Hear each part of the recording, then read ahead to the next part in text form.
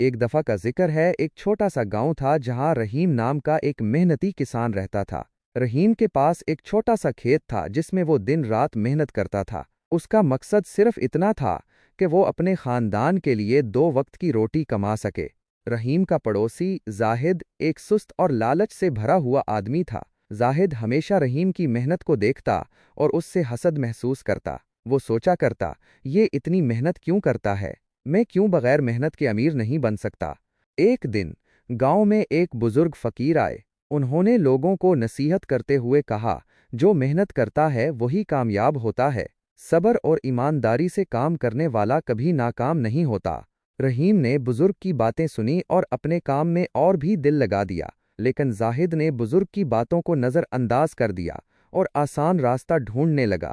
کچھ دن بعد گاؤں میں خبر پھیلی کہ شہر میں ایک مقابلہ ہونے والا ہے جس میں سب سے بڑا کدو اگانے والے کو انعام ملے گا۔ زاہد نے سوچا، یہی موقع ہے امیر بننے کا۔ اس نے رحیم سے کچھ بیج ادھار لیے اور اپنے کھیت میں لگا دیے۔ رحیم نے بھی اپنے کھیت میں کدو کے بیج لگائے، لیکن اس نے اپنی محنت جاری رکھی۔ وہ اپنے کھیت کی دیکھ بھال کرتا، پانی دیتا اور کھاد ڈالتا۔